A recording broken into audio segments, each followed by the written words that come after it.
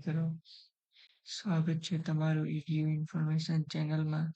જ્યાં તમે શિક્ષણ સંબંધિત માહિતી ગુજરાતી ભાષામાં મેળવો છો.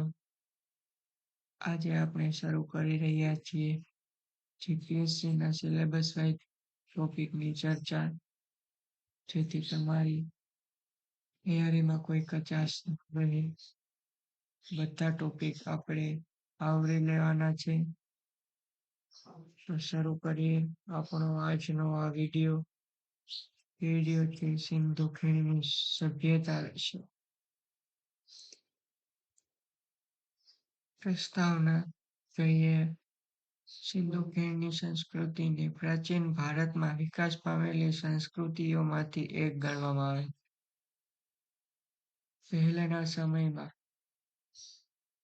કેટલીક સંસ્કૃતિઓ હતી, તેમાંથી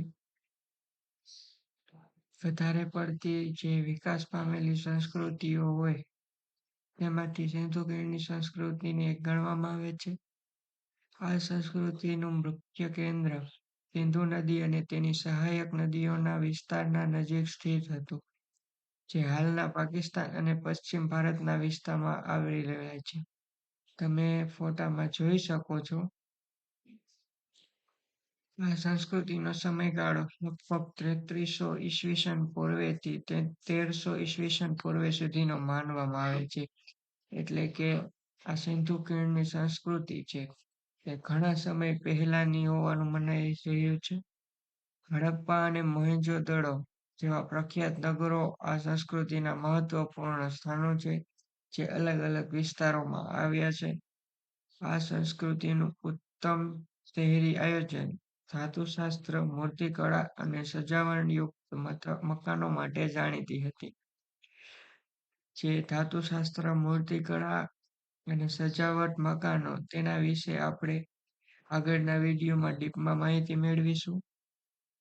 અહીં લોકો વિવિધ કૃષિ કામગીરીમાં નિપુણ હતા, કે તે લોકો કૃષિમાં વધારે પડતો ભાર મૂકતા હતા અને વ્યવસાયમાં વ્યાપાર અને હસ્તકલા મહત્વપૂર્ણ ભૂમિકા ભજવતા હતા.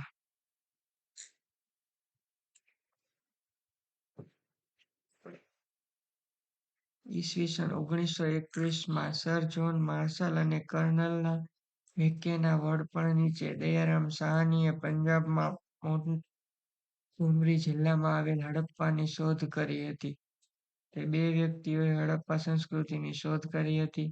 ત્યારબાદ ઈસવીસન 1922માં આર.ડી. બેનર્જીએ સિંધના લારકાના જિલ્લામાં મોહેંજો-દડો નામના સ્થળની શોધ કરી હતી. આર.ડી. બેનર્જીએ મોહેંજો-દડો સંસ્કૃતિની શોધ કરી હતી. અત્યાર સુધી ભારતમાં 1000 જેટલા હડપ્પીય સ્થળો શોધી કાઢવામાં આવ્યા છે અને ગુજરાતમાં આવા 100 જેટલા સ્થળો હોવાની શક્યતા છે અને હજી શોધખોળ ચાલુ છે. ભારતમાં હડપ્પીય સભ્યતા ઈસવીસન પૂર્વે 2000ની આસપાસ પૂર્ણતઃ વિકસી ગઈ હતી. ઈસવીસન પૂર્વે 2000ની આસપાસ હડપ્પીય સભ્યતા છે તે પૂર્ણતઃ વિકાસ પામી ગઈ હતી.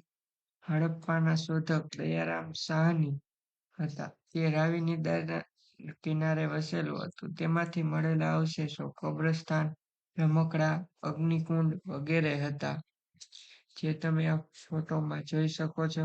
મોહેંજો-દડોના શોધક રખાલદાસ બેનર્જી હતા.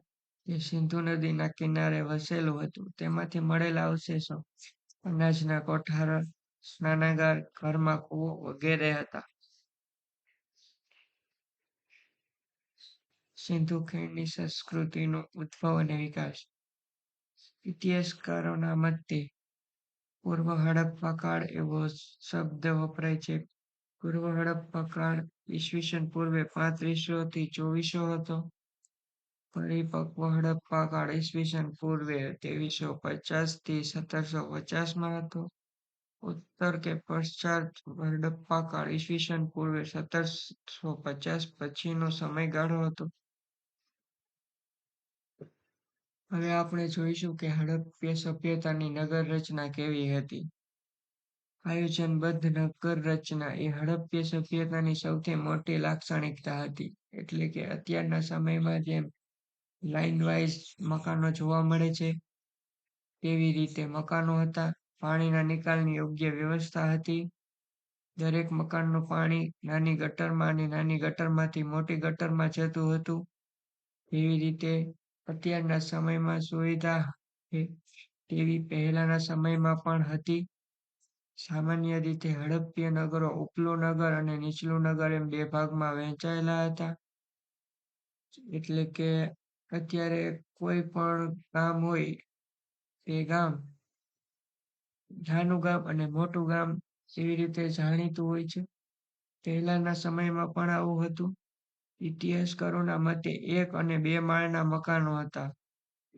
પૂર અને ભેજથી બચવા ઓટલા પર મકાનો બાંધવામાં આવતા હતા અને મકાનો ઈંટોના બનેલા હતા.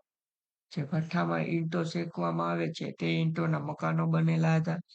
જાહેર રસ્તાઓ પર રાત્રિ પ્રકાશની વ્યવસ્થાના પુરાવા થયા છે. જેમ કે અત્યારે આપણે સ્ટ્રીટ લાઇટ જોઈ શકીએ છીએ તેવી રીતે રાત્રિ પ્રકાશની વ્યવસ્થા હતી.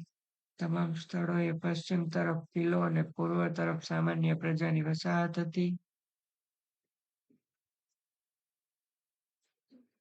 અહીંના રસ્તાઓ એકબીજાના કાટખૂણે કાપતા હતા.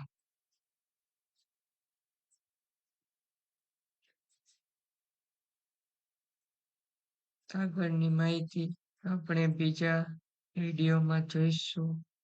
તમારો સમય આપવા બદલ આભાર. હલો